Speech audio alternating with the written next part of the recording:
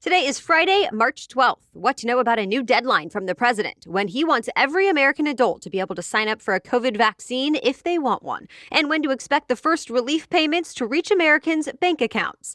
Also, why police are now involved in the latest allegation against New York Governor Andrew Cuomo. Plus, what's getting ride-sharing rivals Uber and Lyft to join forces?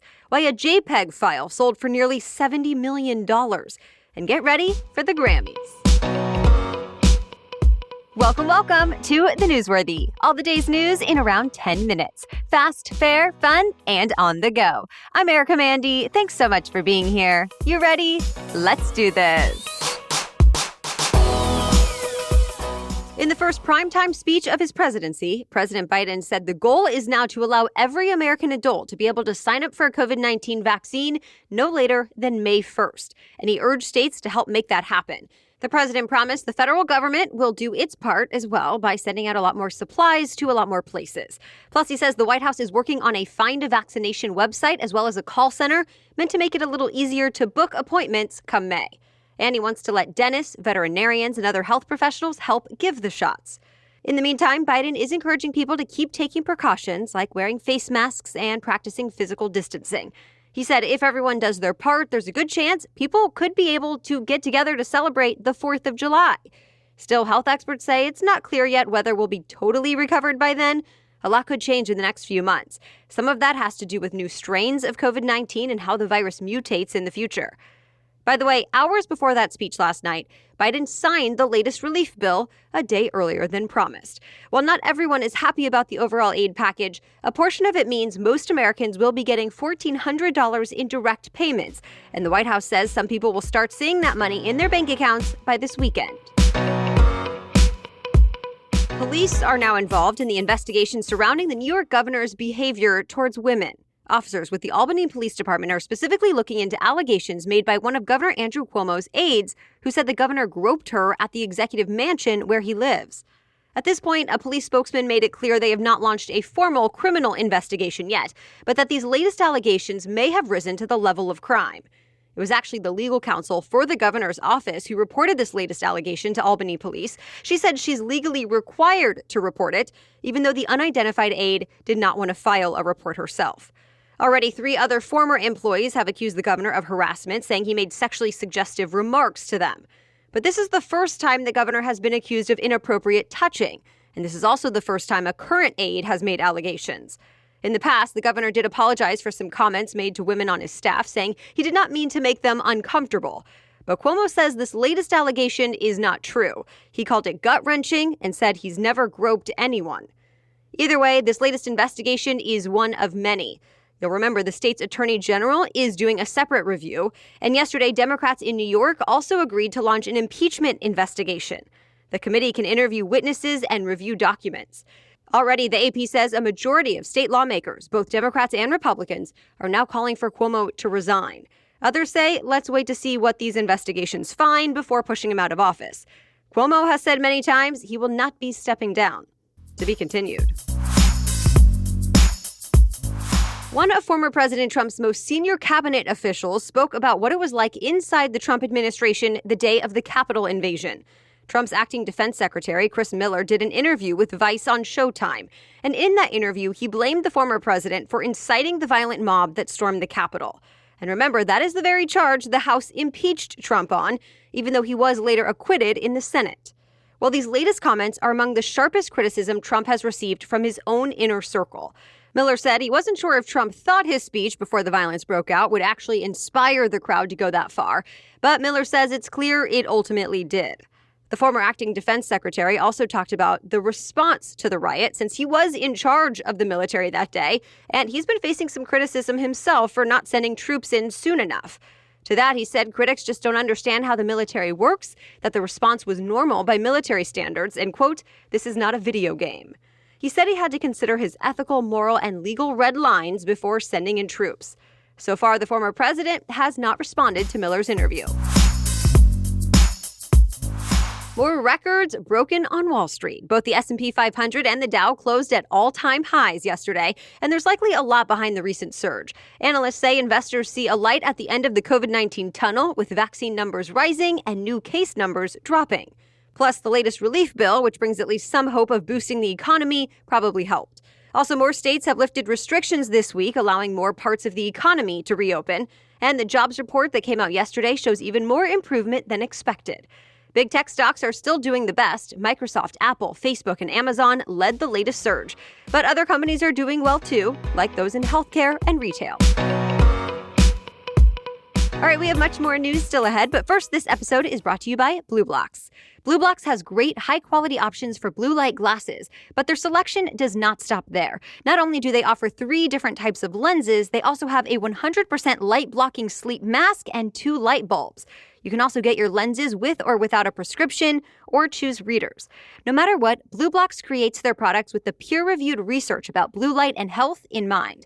The team also makes fashion a priority and launches new lines of frames every 6 to 12 months to make sure you have the latest on-trend styles. And finally, BlueBlox is the only blue light glasses company with a charity partnership. I love that they donate a pair of reading glasses to someone in need for each pair of BlueBlox glasses sold, giving the gift of sight to those who cannot afford it. So learn more and get 20% off your order at blueblox.com/newsworthy. That's BlueBlox, BLUBLOX.com/newsworthy. BLUBLOX.com/newsworthy to get 20% off your BlueBlox order. Okay, now back to the news. It's the latest example of what's being called NFT mania. The first digital-only work made into a non-fungible token, or NFT, was sold at a major auction house, and it went for nearly $70 million. There's no physical version of this. Instead, it's a JPEG file called Everyday's The First 5,000 Days. It's a collage of 5,000 individual images created by Mike Winkleman, better known as Beeple. It was turned into an NFT last month, and essentially, when something is minted into an NFT, it uses a secure network of computer systems, known as a blockchain, to give the digital work authenticity. Well, there were hundreds of people interested in this. In fact, NPR reports this is now the 3rd most expensive work ever sold by a living artist at auction. Rideshare rivals Uber and Lyft have joined forces, at least when it comes to safety. They've created a database of drivers who have been expelled by either company over serious offenses like sexual assault. They worked with a specialist in background checks on this called Hire Right. The idea is to prevent dangerous drivers from bouncing from one company to the next. And eventually, other businesses like food delivery services will have access to it as well. To be clear, the companies say no passenger information will be shared in the database. Victims' rights groups say this is a step in the right direction, saying it will help prevent predators from hiding or escaping accountability. It could also appease U.S. lawmakers who have criticized Uber and Lyft in the past for not keeping riders safe. Though Uber's chief legal officer told the AP only a fraction of drivers have behaved badly.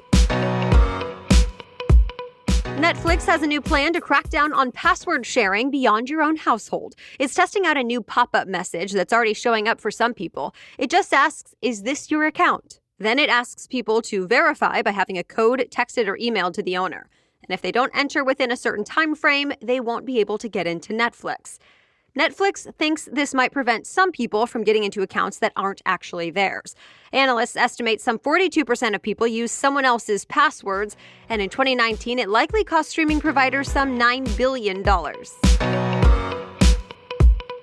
One of the biggest nights in music is happening this Sunday. We're talking about the 63rd Grammy Awards, and as always, the show will be celebrating some of the best artists and songs of 2020.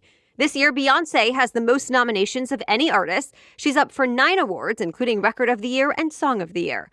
Of course, you can expect the Grammys to look a little different this year. There will not be an in-person audience, and the performances will take place across 4 different stages to keep artists physically distanced. But there will be plenty of big performers there. They include Taylor Swift, BTS, Cardi B, John Mayer, Billie Eilish, Harry Styles, Bad Bunny, and a lot more. If you want to check it all out, the Grammys are set to air on CBS and Paramount Plus at 8 p.m. Eastern Sunday night. Before that, though, you can hear from one of the big night's nominees right here on The Newsworthy. We're talking to a 2-time Grammy-winning artist nominated again this year for Best Contemporary Blues Album. Listen to that special edition Saturday episode tomorrow morning. This weekend, most Americans will be losing an hour of sleep. Yes, it's daylight saving time again. Many Americans will be setting their clocks forward, or at least their smartphones will be jumping ahead on their own, by 1 hour early Sunday morning.